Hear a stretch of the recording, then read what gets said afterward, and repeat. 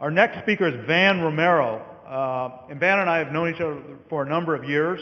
We have folks from the military, folks that are emergency responders.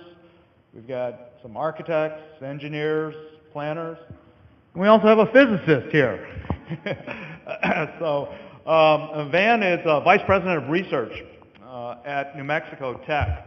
I know him because he's also a star on Mythbusters, right? Because, New Mexico Tech, they blow stuff up, and that's a really popular thing to do on TV, too.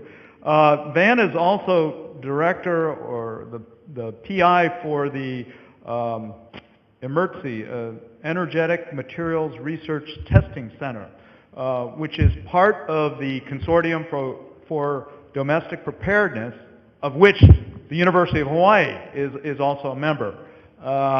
So Van has agreed to talk about the response to terroristic events. Van? Thank you, Carl. See if I can get hooked up here. As I was thinking about what was I going to talk about in the usual topics that are discussed here in Hawaii, I was reminded of a quote from Mark Twain that said, everybody talks about the weather, but very few people do anything about it. And I thought, well, no, this is the group that does something about it, right? You guys actually figure out how are we going to respond to different events. Well, we do that same thing on terrorists. How are we going to try and stop terrorism? If it does happen, how do we respond to it? And trying to anticipate what's going on. And so the first thing I wanted to do is just build a little bit on what Vernon Minagi talked about was why you go to Lamaze class, right? To prepare yourself to know what's going to happen. If you know what's going to happen, it makes things a lot simpler. And so let me launch off on this. Carl invites me to come and show things blowing up, so I have to do that. This is some enhanced imaging of a car bomb that goes off. On the right, you can see the actual shock wave, and I'll show you some more pictures of shock waves. So when a terrorist sets off a bomb, it's not the chemical reaction that we're worried about, it's that high pressure wave that comes off of the bomb that's going to affect the surrounding areas. We do a lot of work for different people at New Mexico Tech to try to understand how to mitigate that. This is actually a quarter scale version of the Goldman Sachs building that is right across the street from the World Trade Center. Okay, the World Trade Center is always a target, right? So the people who own this building say, we want to be prepared for the next blast. And they have a lot of glass in front of the building, and so we've tested lots of different window treatments. Here comes the shock wave. It's going to impact the building in just a second. You can see, boy, it certainly does damage to that building. But you can do things to mitigate that damage. Here's a resilient building. This is the exact same building taken from the inside. Here comes the shock wave, and these windows are designed to take a fairly significant shock that's very near. You can see the explosion that went off a few feet away. The building flexes, moans and groans. The shock wave hits the glass, but the glass survives, and actually this will protect people inside the building. The work that I'm showing you right now is all sponsored by TISWG, the Technical Systems Working Group, which brings together agencies from around the country, not just military, not just FEMA, but a whole bunch of different agencies to work on common issues. So we talked about shock waves. We've got to worry about shock waves, but you also have to worry about the debris that comes from explosives. And here's just a little quick image of what happens to the debris. This is what's called an arena test. So you have a detonation go off, and then we have these Celotex surrounding, which will show you exactly, here comes the debris. So you can see that not just shock waves, but debris can cause a lot of damage in a terrorist event. Another thing, what's going to happen in my city? This is work that we do where we look at urban environments. You can see this is kind of a skyscraper type of environment. Detonation goes off somewhere in that street. How does that shockwave travel around the street? And what kinds of effects can you assume are going to happen or predict will happen in different environments? Now there's also another interesting phenomena that we've learned. This is a similar type of event, but a different explosive. And you'll see, this is ANFO. This is, famous explosive, ammonium nitrate and fuel oil. And it's not as bright, right? It's pretty dark. So it went off. The shock wave just hit the camera. But you're going to see an interesting event here. We've had an initial blast. Shock wave goes out, hits the building. But look at this. The shock wave's bouncing around, and it reignites the fuel. That's where that bright light's coming from, is a secondary shock wave is going to now occur because of the urban environment has caused shock waves to bounce around and reignite the fuel. So you really have to understand how your environment's going to affect what you're doing. So that's kind of some of the little basics. I always have to throw some physics in at the beginning, Carl, so that's my physics lesson for the day. So let's talk about what's happened and various things and how we responded to that. Of course, the consortium that Carl referred to, where we address first responders, started as a result of the Oklahoma City bombing. We were certainly up and running well before 9/11, and Oklahoma City is what really started off the process. What happened in Oklahoma City, when that blast wave goes off, buildings are built to hold weight from the top. So if you have a multi-story building and you bring furniture and people into the building, you want to make sure they don't fall through the floor, and very seldom do architects or engineers worry about things pushing from the bottom. But as you can see from this cartoon, a blast wave does just that. It pushes the floor up from the bottom, causes a floor to collapse, and once you have a collapse, then you get a progressive collapse. This is a picture of the Alfred P. Murray building, and you have to respond to this. Okay, now, how do you respond to something like that? Well, first of all, you don't want your responders to go into a dangerous area, right? What's the stability of that building? Not very good. So how do you stabilize the situation, save lives, yet protect the first responders? Well, you have to have a plan. And that plan needs to be executed with the understanding that you're in a very dangerous zone. But there's another aspect here. In this event, unlike natural disasters, this is a crime scene, right? Someone's going to come in and try and collect forensic data from that. And as a response, you have to be aware that at some point someone does want to collect forensic evidence. The first thing that usually happens is, this is a case where there was a big truck bomb outside the Alfred P. Murray building. That bomb goes off, it creates a big hole in the ground.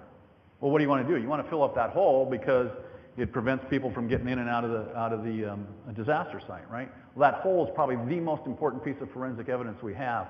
We can look at that hole and understand how much explosive was used, how it was delivered, and as a matter of fact, because of the hole, that's how they apprehended the person involved that bombed the Alfred P. Murray building, because they knew exactly what to look for, traced it back, and apprehended him. So protect the forensic evidence when you can. I'm not saying don't save somebody's life to spare evidence, but if you can protect the evidence, do that. So, but there's a lesson learned too in every one of these bombings. Alfred P. Murray building, single person acting alone. This probably isn't going to be a target in the future, right? This is something that happened. It only happened once. Probably not going to happen again. Then we go to the World Trade Center. Okay, the World Trade Center has already been attacked twice. Once in 1993, and then certainly again in the very famous 9/11 attack. And it probably will be attacked again. So here's a place where we're going to have to build something that's very resilient, have plans in place, but we know where it's going to happen. We know what's going to take place. What actually happened at the World Trade Center? You see up here, if I can get, this is where the impact of the planes were. There's a big fire on these upper floors. These big fires. Ah, great. Oh, wonderful. Is it this one? Yeah. These big fires cause this floor to fatigue. Essentially, that fatigue snaps this outer envelope, and that outer envelope falls in on itself, and you have progressive collapse. Thank God this worked the way it did. The World Trade Center was actually designed to fall in on itself. That's very good planning. That's very good engineering.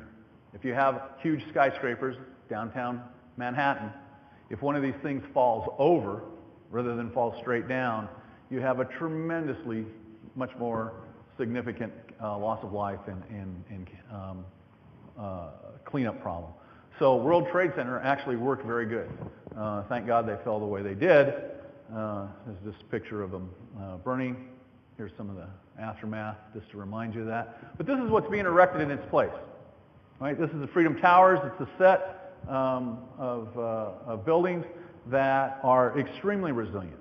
I know Carl and I were there about 6-8 months ago, I believe, and looked at, we were given a briefing on how New York Port Authority is reclaiming this site, and it's already open to public traffic. They are controlling how people come in and out of the building, and it's a very beautiful site, and I think will be put to good use. But again, you have to assume that this certainly could be a target in the future. Then I want to talk a little bit about King's Cross bombing. I'm certainly aware of time because I know how Carl is on keeping this on time here. Also, my graduate student who put this presentation together for me said there was no way I could do it in a half an hour, so I got to prove her wrong. All right. So, King's Cross bombing. This is a bombing that you probably haven't forgotten about. There was 2 events. I call it the King's Cross bombing. There was actually 2 events happened simultaneously in London. There was a bomb that went off in an upper-decker bus, and then one that went off in a subway station. The obviously intent was to impact the transportation system of London and try and cripple English movement to and from work and things like that. I was actually in London last week, stayed at the King's Cross in a hotel and took this picture on the subway. But what it illustrates is why some bad guys or bad people would pick King's Cross to attack the transit system of London.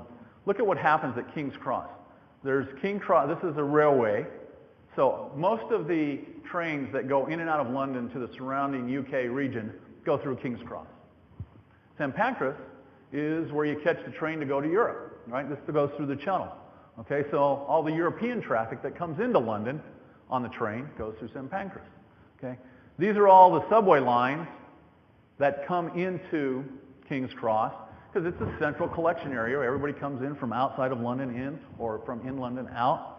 And all these metro stations come together, and this is where essentially the hub of transportation. Just think if you crippled this, right?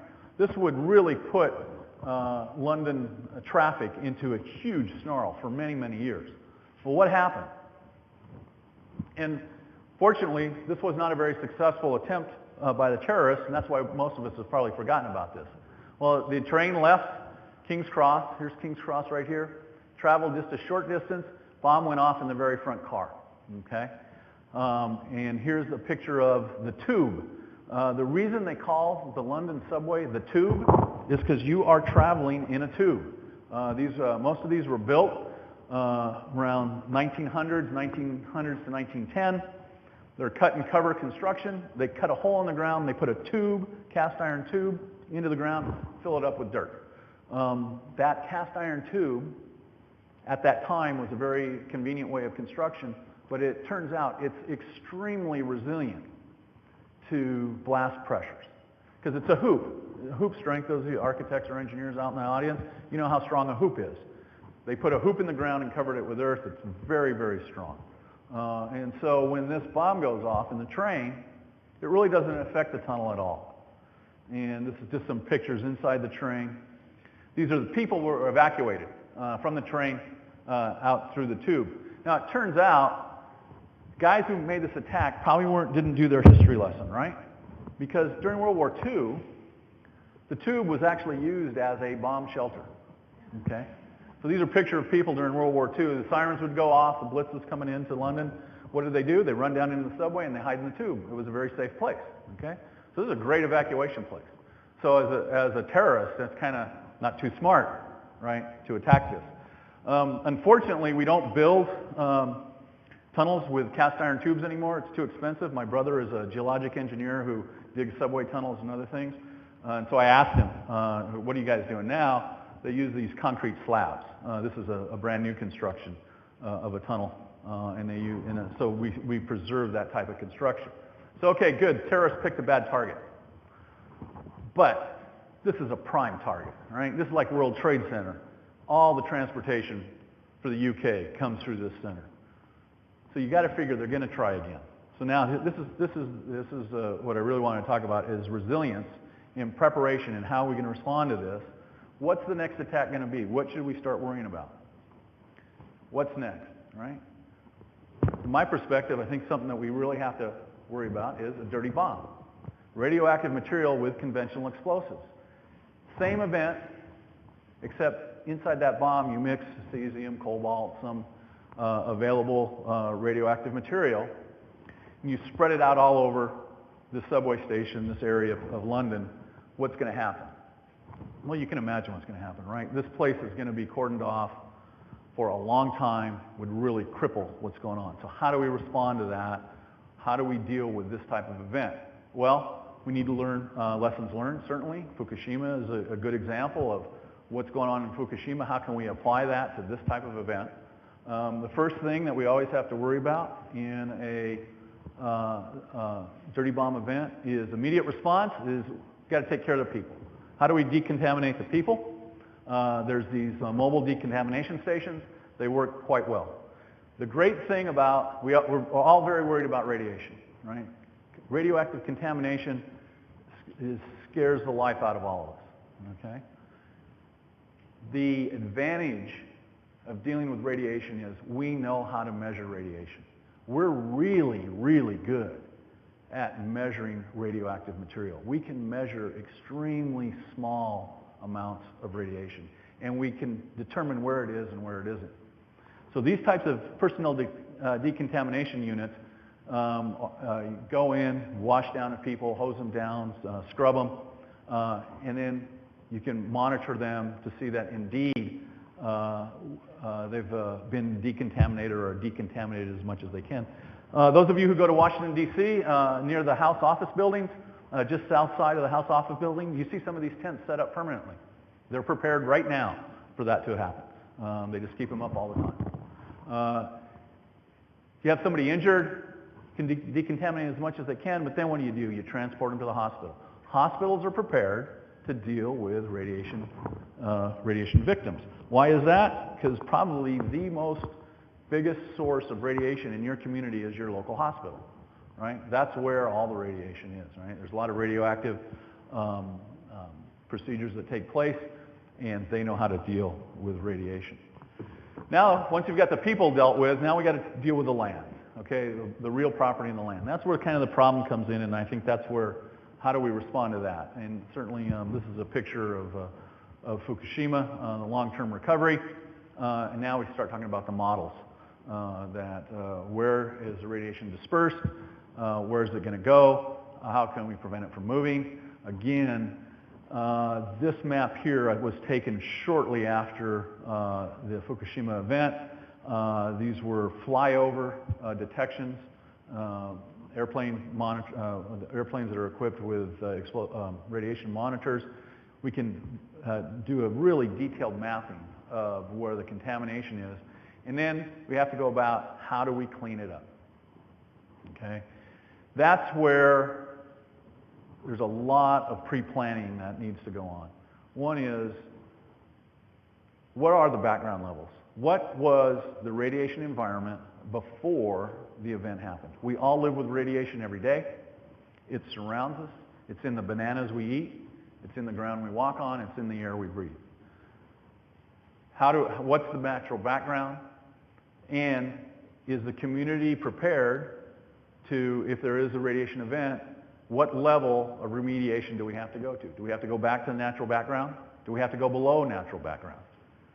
That needs to be established beforehand. Establishing a baseline, as it says up there, is what are we going to remediate to? Talk about, the cost impact. That is a big driver in the cost. It's determining what the remediation level is. The Chernobyl event, huge natural disaster, huge man-made disaster, probably the absolute worst ever radiation disaster. What did the Russians decide to do? Put a fence around it, right? At first you think that's absolutely absurd. They just put a fence around it. If you're worried about the cost of remediation, and if you're not going to occupy that land, putting a fence around it's not a bad idea. I mean, You say, that's it, nobody's going to go in there, put a fence around it, no access. It's not the solution I would come up with, but it certainly is a cost-effective solution. So you need to know what is your established baseline to remediate. I talked a little bit about detection. I want to drive that point home in the last couple minutes that I have here. We all are aware of safe drinking water levels for things like arsenic. This is a big thing in New Mexico where I come from. We have a lot of arsenic in our water, naturally occurring arsenic. The EPA just a year or so ago, reduced the safe drinking water limit from 50 parts per million to 10 parts per million, okay? Which isn't much, right? And the typical detection, you can go and buy an arsenic kit and test your water at your home. That's 1 part per million is usually how well this home kit can test arsenic. 10 parts per million is 1 out of 10 to the 6, okay? One part in 1 million. Okay. How about radiation? Well, something that we all live with every day in our homes, and if you buy a new home these days, someone's going to ask you to do a radon inspection of the home. Target radon levels in homes are 0.4 picocuries per liter. Nobody gets upset until they get up above 4 picocuries per liter. Typical home detection threshold for radon is about 0.02 picocuries per liter.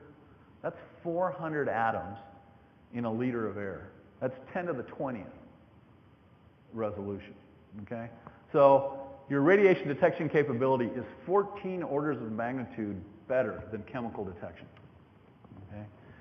Now, I can stand up here as a physicist and tell you that all day long, but when you go, if you're a public official and you have to go stand before your community and say, look, we have this radiation thing under control, you're not going to be believed. It's just the way it is. I often tell the story in Fukushima when we measured some radioactive iodine in milk in Northern California. I was sitting at home watching that on the TV. Came on that there was some contaminated milk from Fukushima. My wife got up, went to the refrigerator, took the milk out of the refrigerator, poured it down the drain. Right? So her immediate response. And her response, which actually isn't a bad response, is why take a chance? Right? We don't have to. Why take a chance with radiation? So you have to convince the public that indeed you can measure it and you know what's going on. But the only way to do that is to be honest with people and let people know exactly what's going on. Because if they don't know what's going on, they're going to assume the rest. Just a couple real quick things. We all live with radiation. This is an EPA dose calculator that you can go and go online and plug in the numbers for yourself and figure out what is the natural dose that you get. And I'll conclude with just my last point of as we deal with contaminated surfaces, trying to recover from a dirty bomb, the types of measurements that we can make. I'll go back to my milk example. This was the headlines, radiation skyrockets miles from Fukushima. Okay, this is in the New York Post. Wow, that scares me, right? This is taken off. And now in there somewhere, I used to be able to pick it out. It says how much radiation there was in the milk. No, this isn't going to work. I forget where it is, but it tells you up there that they measured contaminated milk, radioactive milk found in California and Spokane. How much radiation is in that milk? Okay, so let's put this into perspective. Okay, if you do the calculation of how many radioactive atoms are in that milk, it's the same. So there's radioactive iodine. Okay, there's iodine in your table salt. A little bit of iodine in your table salt. If you take 1 teaspoon of table salt and mix it into 7 million Olympic-sized swimming pools, oh, there it is, 0.8 picocuries per liter. You'll get 0.8 picocuries per liter of iodine. That's the amount of iodine that was measured in that milk. Okay, so it's a very low level. Carl sent me a recent newspaper article that says there's a radioactive plume coming to Hawaii from Fukushima, right? And it's nearing the acceptable level for radiation in the environment. That acceptable level is well below the threshold that is of any hazard. And these are the types of numbers that people are talking about. I'm not saying that this is something that should be ignored. That's something that we should not be concerned with, but it certainly is something that we have to deal with. We have to deal with as emergency managers. We have the ability to measure and monitor. We have the ability to decontaminate, but we have to keep the public informed. And keeping the public informed is really what will make or break any type of response to these types of events. So with that, Carl, Time for a couple questions? Great.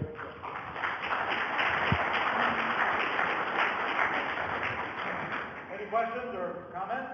Yes, Tom.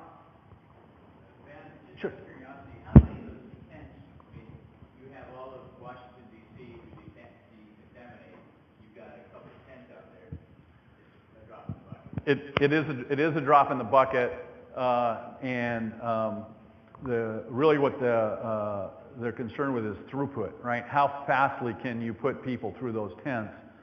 The real scenario is injured people need to be transported to hospitals, certainly would have priority going through tents. You'd keep people stationed probably in those buildings, try and bring in more tents as you could. You can get 1,000 people or so through those tents in a reasonable amount of time. So once you get up and running, it'll take a while, but I think you can do it. Yes. I'm from Seattle, and I really don't care about explosions personally. I mean, it was a nice presentation. But what I am extremely worried about are seismic issues. Sure. Have you done any work in terms of co-benefits with seismic issues, with green issues, with blasts and blast waves, hurricane, wind loading for co-benefits? There's a lot of work that goes on that looks at the types of things that you would do to a structure to withstand a hurricane versus withstand an earthquake versus withstand a blast. And that's why this technical working group, TISWIG, I think is an important place to do this type of work, because technical system working group looks at how do we combine all of those features. But you haven't done it yet. I mean, Oh no, that work is going on. Okay. We collaborate very closely with Ted Krauthammer at the University of Florida, who looks at hurricanes. We do a collaboration with people here at University of Hawaii on earthquakes. And one of the things is there are building code that apply to either hurricanes or earthquakes that will require certain types of construction. And how can you live within that code and also satisfy those other disasters? And there is work that's going on, and it has modified buildings. Bob, that's a great question. It's a good segue to a lot of the work that we're doing right now. We're actually working on the science of disasters to look across these different disciplines and approaches. When we talk about bomb and explosion at our center, we're really talking about volcanic bombs and volcanic explosions, which reminds me I saw Bruce Houghton, our science director. Our volcano course was recently certified, for those of you who are interested in that, right? But again, this is work that we're trying to work on to look at the synergies between these different disciplines and lessons learned as we move forward.